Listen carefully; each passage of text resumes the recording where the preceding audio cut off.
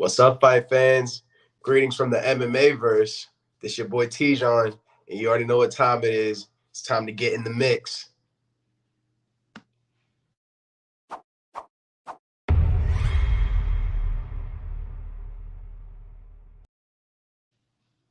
So, man, I'm starting to get a little comfortable doing this show. I gotta admit, I'm really loving it. I love covering mixed martial arts and all its platforms. So, I'm trying to, give it a little sauce. So I think I'm gonna start putting on some music. You know what I mean? So I think that this is gonna be the one. Hold on, let me see. Tom could put it in. Yeah, that's the one. Hold up.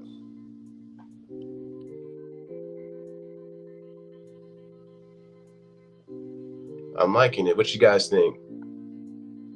Wait for it to drop. Yeah.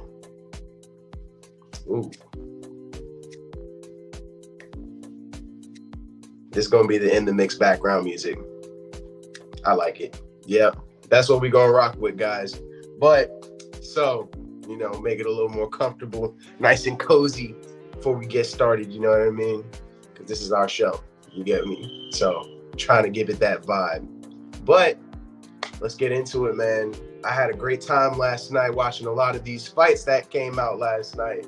Man, there were a lot of surprises, a lot of quick matches, especially in the UFC one. Not even Bellator, but there were some, like I said, man, there were some really awesome fights that happened last night. So if you missed it, definitely go back and watch the Santos versus Ankalaev match, but just the whole fight night. It was amazing. I had a great time with it. I won't give my ratings just yet because that's not fair, but just know that it was definitely not a 2 or 1. You know what I mean? Like, it was good, bro. It was definitely good, and it had a lot of surprises, and not all of them were good that I liked. And I'm gonna just go ahead and start with one that hurt my heart, but it's the game, man. It's what happens, bro. So my boy Tafon and Chukwi fought Azamat Mirzakhanov, and this was a really good fight between the two. And Tafon was winning that fight. Let's be real. I had all 3 rounds going to him until he got hit with that devastating flying knee. And props to Azamat. That was a great knee, greatly timed knee, and it put Tafon out, and he ended up getting that victory. So I had my boy definitely winning. I'm always gonna root for my team Lloyd Irvin in the building. We had 2 guys, him and Sadiq, and not every fight goes your way, and Tafon's gonna bounce back. I don't have no worries about it. I know he doesn't. I know the coaches don't. He's gonna go right back in the lab, get right back to work. That's my boy. We'll see you again, Tafon. You already know you'll be good, and be right back on top. Get that win the next one. Love you, bro. But next up, we had Chris Moutinho going against Guido Canetti. Now you see that age difference, bro. That is huge. Guido Canetti was actually the oldest person on the card today. Excuse me, man. Still getting over that cold or whatever the fuck I had. But Guido Canetti, like I said, 42 years old, oldest on the card. And man, he put on an amazing show. Now we know Chris Moutinho because he fought Sean O'Malley last, and it was a very last second fight, and he did a great showing, especially for it being last second. He did get put out, I think, in the 3rd round. And I mean, this fight had Sean O'Malley trending, and I'm gonna tell you exactly why. Guido Canetti, man, was crushing him. The fight ended within a round. Like, the very first round, he just could not be stopped. Chris Moutinho had no answers for him. He was just hitting him with power punch after power punch, haymaker after haymaker, combo after combo, to the point where the ref just had to just step in. Chris Moutinho never went down, but it was clear he could not defend himself. And so Sean O'Malley actually was trending on Twitter, like I said, from this, just because Guido Canetti was able to put him out in 1 round. It took Sean O'Malley 3 rounds with way less time to prepare. What's that tell you? Are we going to see them 2 fight now? Because now Sean O'Malley's got a lot of pride. Maybe he's going to have to, shut up the haters, because everybody wants to see O'Malley, be humbled a little bit. So, we'll see what happens. I'm interested, and I like O'Malley. So I think that'll be a nice little story to go by. It's going to be great. Next up, though, Dalsha, Loon, Jambula versus Cody, Brundage. Now, this was a surprise to me how this one went. I had Dalsha, Loon, Jambula winning. He was dominating on the feet, bro. He was killing it. Absolutely killing it. Until Jiu-Jitsu prevails. We finally got to see it. Cody Brundage jumps into a flying guillotine. And for the first time this year, we finally got to see somebody get tapped out by a guillotine. Fucking finally. Oh, my heart can now rest. And I can stop being so stressed out because, seriously, man, like I said, I don't know what's been going on lately, but nobody's been tapping from these guillotines. So to finally see it happen was a relief. Come on, man. We got to respect the chokes. And to finally see somebody actually hit it and hit it right to the point where there was no escape and they are choking and they have no choice but to tap. Good on you, bro. Great win. Solid jiu-jitsu performance. I love it. I love the comeback win. And again, that only happened in the first round. Another quick one. Next up, though, Sabrina Mazzo versus Miranda Maverick. These two went at it. If we're talking about ground game, this was that fight. Gotta say, I loved all the scrambling involved. They seemed to not like each other, too. It was a pretty handsy fight. It was pretty intense. I loved it from the start. And it only lasted 2 rounds. Now, it looked like Sabrina had the first round from the scrambles that I saw in the jiu-jitsu, but the second round was all Miranda, and she ended up getting that rear naked choke, locked it in, and it was either Sabrina Mazzo was either going to go to sleep or tap. She chose to tap. Always a smart move. There's no reason to go to sleep unless this is a world title or something, bro. Don't put yourself through that. That's just brain damage at that point. So, very smart move to go and tap. But great win for Miranda Maverick.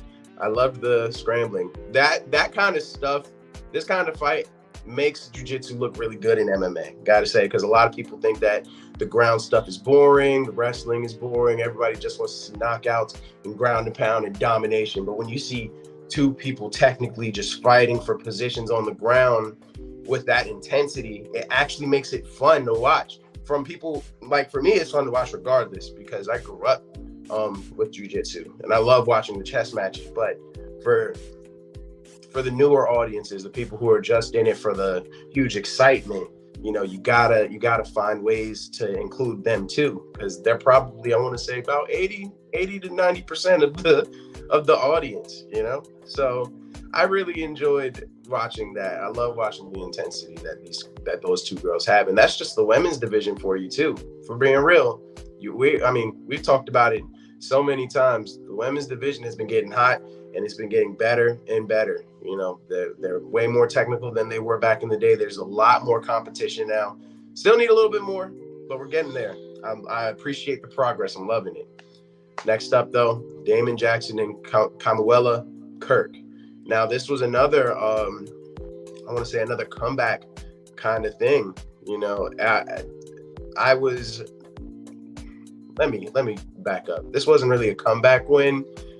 More so like I had Camila Kirk winning before the fight started, and I was pleasantly surprised by Damon Jackson. Damon Jackson beat the crap out of Camila Kirk. Like, there was at no point was he not in control of this match, from the feet to the ground. And by his mercy, he ended the fight with a head and arm choke, winning by submission. I believe this was in the second round. And wow, dude, this was a great win, a great performance by him. He's definitely on my radar now. But yeah, man, I knew more about Camila Kirk going into this match. So just from that alone, I had him winning, and I was very wrong. Damon Jackson is that guy. He put on an extremely dominating performance. I'm pretty sure he's going to get a check for that, for sure.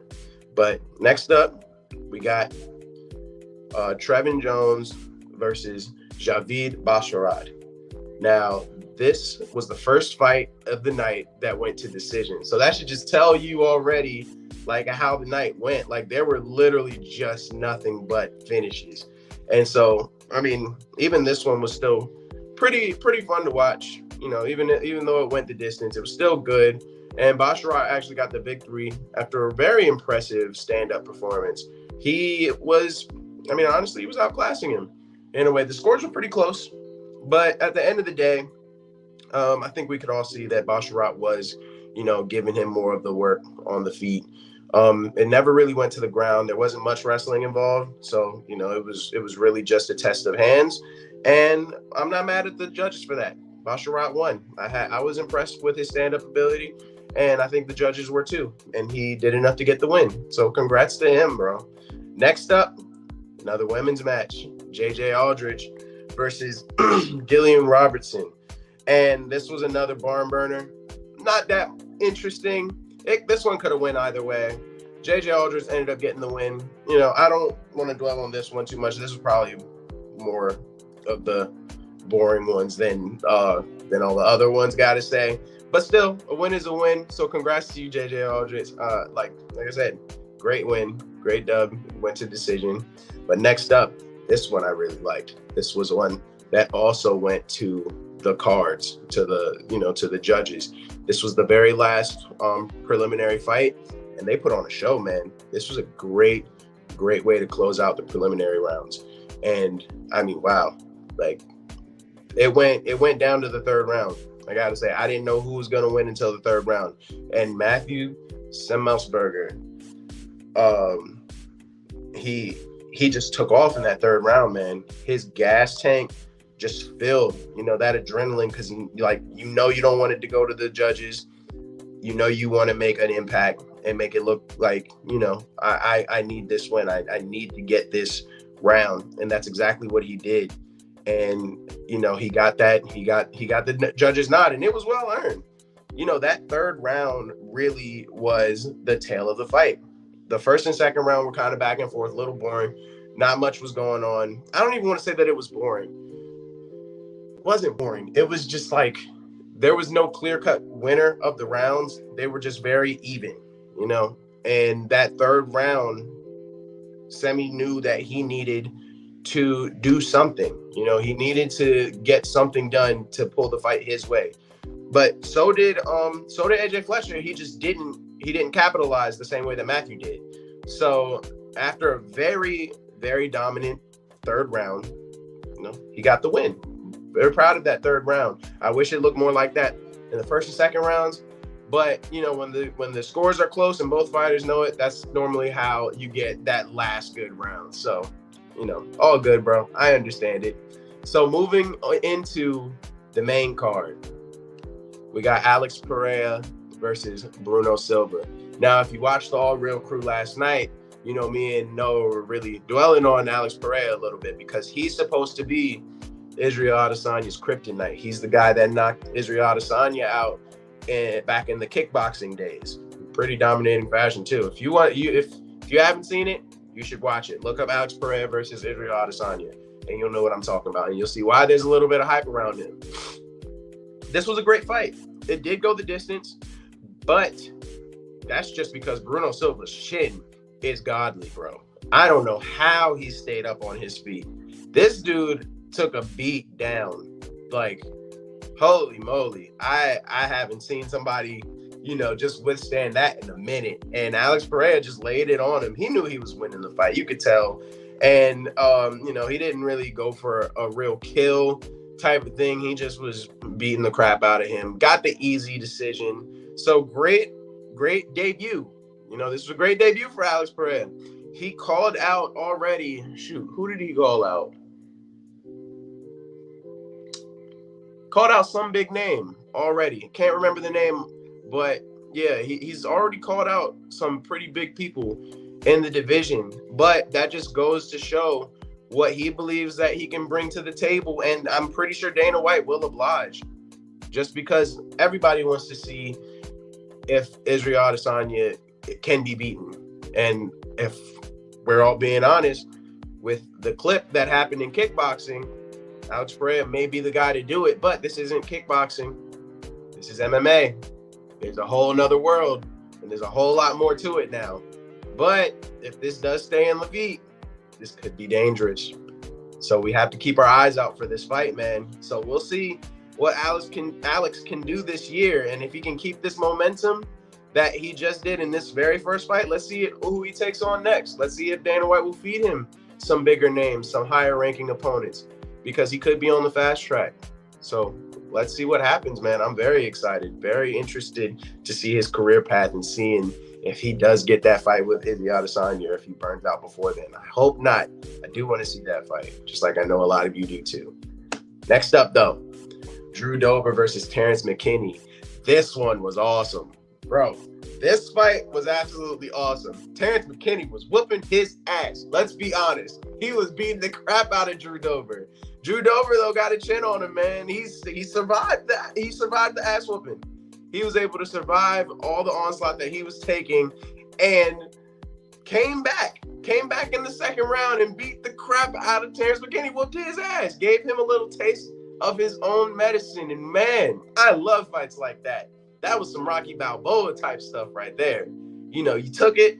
He's like, all right, this one is mine. This round is my round. And literally from the jump was on Terrence McKinney from that moment, man.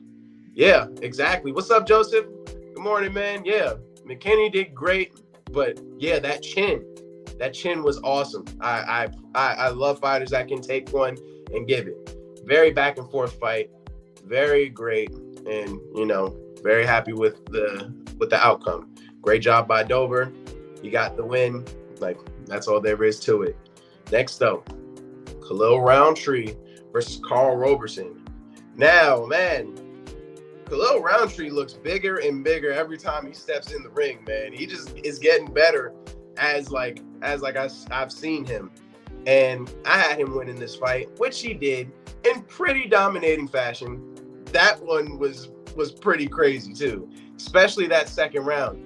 I haven't seen this kind of beatdown in a minute in terms of the fact that he was using kicks on the ground. That's a dangerous thing to do, especially in the UFC, because all it takes is one wrongly placed kick, especially on the ground, because you know in the UFC, getting kicked in the head or getting kneed in the head for a grounded opponent is an immediate DQ. You cannot do that.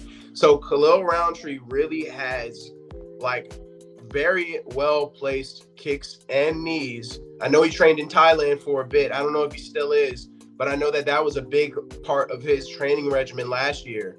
And I mean, it showed. His placements were awesome. And I think that's what really was hurting his opponent, man. Carl Robertson didn't have any answers, and he was down for a good while after the ref finally stepped in and gave him the TKO. But man, it was pretty rough onslaught, gotta say. But congrats to my boy Khalil Roundtree, man. Great showing as usual.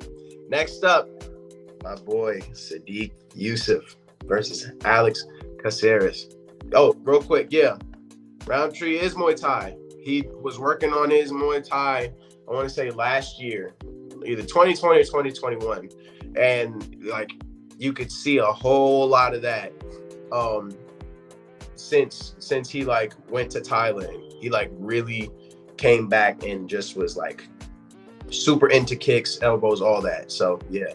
But I got to talk about my boy, man. Like I said, this is another guy. Sadiq I've known since, man, I want to say 13, maybe younger, dude.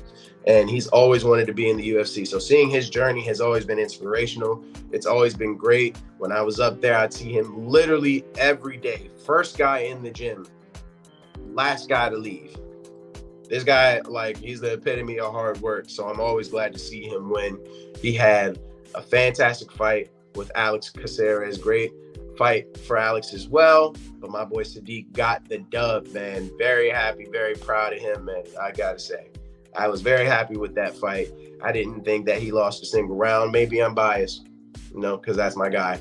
But yeah, I'm very happy with him getting the win. He hadn't been in the octagon for a little bit. Had a lot of, you know, outside stuff because he had some fights booked, but just other shit going on. Not with him, but, you know, just technical difficulties and stuff like that. So yeah, I'm very happy with him getting this win, getting back in the saddle. And yeah, man, yeah, like I can see that. I'm not gonna trash Caceres at all. I definitely thought that he was a great fighter, and he's not disrespectful at all. So yeah, it was definitely a great fight, and I'm just proud of my boy. I'm glad that he was able to get a win, and continue on in his career in the UFC, man. Love it. I know he loves it too. Next up, though, Marlon Moraes versus Song Yadong. Now, look at this age. Song Yadong is 24 years old. Young phenom.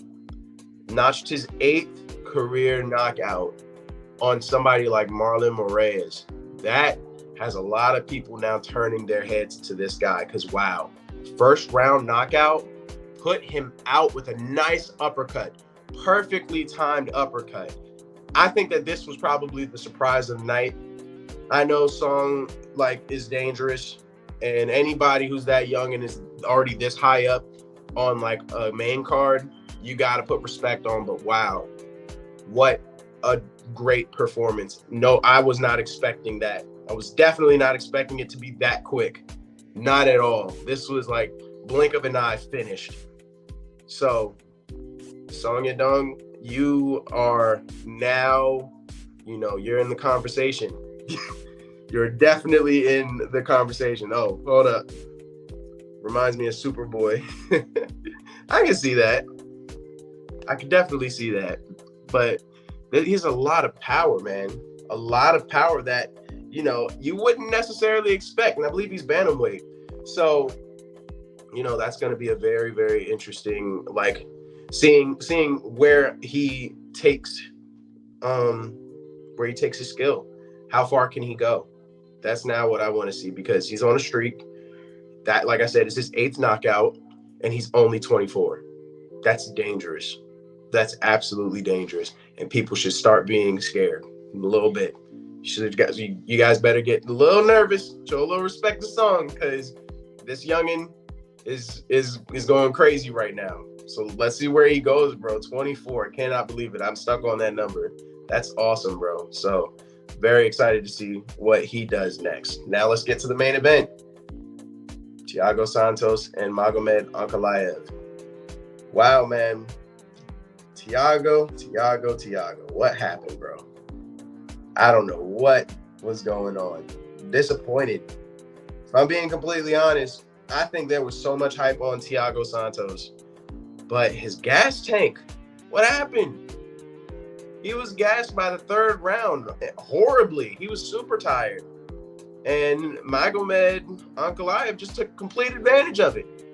Yeah, Thiago let me down too. I was a little hurt. I wanted, he was throwing, he's still slinging them power punches, of course. But come on, man. You got to work on that cardio. You can't just sling. There's got to be more. And Magomed Ankalaev just outlasted him. If I'm being completely honest, that's how that fight really went. Magomed ended up getting the decision victory just because, Thiago was clearly out of it mentally and just physically. He was shaking his head in the corner, visibly. Everybody could see it. He was tired. He didn't want to fight anymore, I don't think. It was rough. Maybe he's hurt. Maybe something's going on, but I don't know, man. He did step in the octagon. I don't know.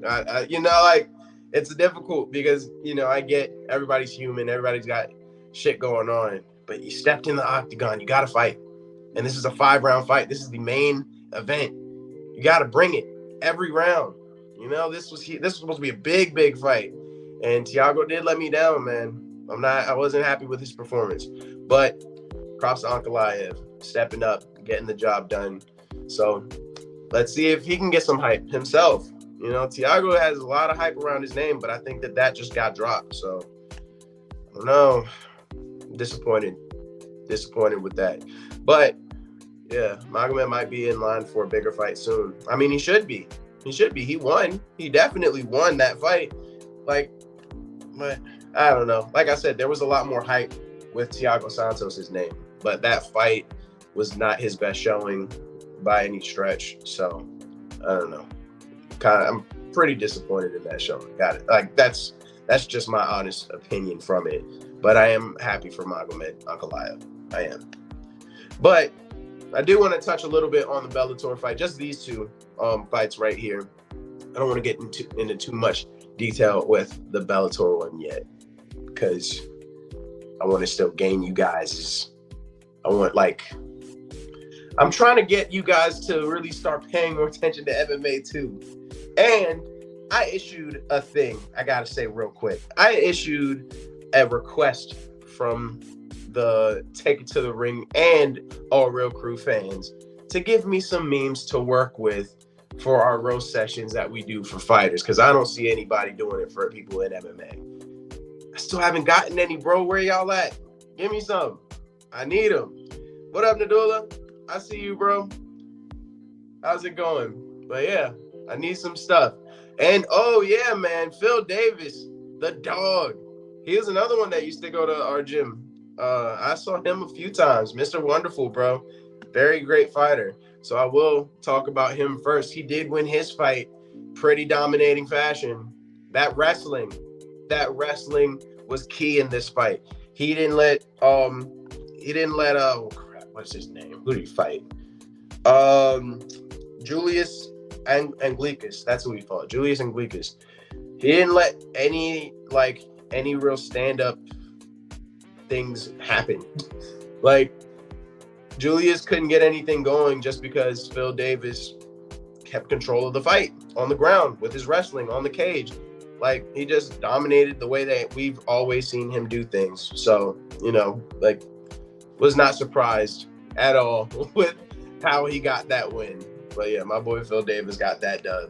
Next, though, wow, this one was interesting. Adam Borix just outstruck Mads Burnell the entire fight. 5 whole rounds of just straight dogging. Like, I think Mads Burnell might have like an eye injury now. Like, I think he was fighting wrong for like one eye. So props to Mads for, sticking in there. But wow, bro, great performance by Adam Borix. Very, very happy with that fight. It was super entertaining. I want to show you guys so many more fights, man. This was a dissection. That is probably the best word that you could use for this fight.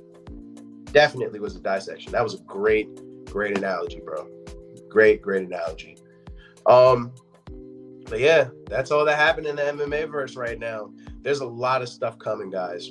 So buckle your seatbelts, because this is probably the last time that I won't branch off into other things other than the UFC, because there are so many other great promotions. And pretty sure I'm going to have my boy Jamil with me. He was in Vegas with Sadiq and Tafan. He was part of the corners. You could actually see him, you know what I mean, in some of the fights. It was great. It was absolutely awesome seeing my boy in the corner. It was his first time doing it, and it was just awesome. I'm super proud of him. So when he gets back, he'll be back joining the All Real Crew. See if he'll, join me on some segments for In the Mix. Maybe we'll switch up the times, to help accommodate him. Haven't really, discussed it any further, but I know he is interested. So we'll see what happens. Because we watch MMA like it's religion. Same way we do wrestling. Don't get me wrong, but we got to watch all combat sports because it's all entertainment. It is. But, that's all I got for this episode, guys. Thank you guys for tuning in. As always, follow us on Instagram. Follow them handles below. TTR Wrestling and the All Real Crew. Like, comment, and subscribe to Take It to the Ring on YouTube. You see us on Facebook, Twitch, YouTube, Twitter, all that. Yeah, man. You know what we've been doing. What is it? WrestleMania's coming up.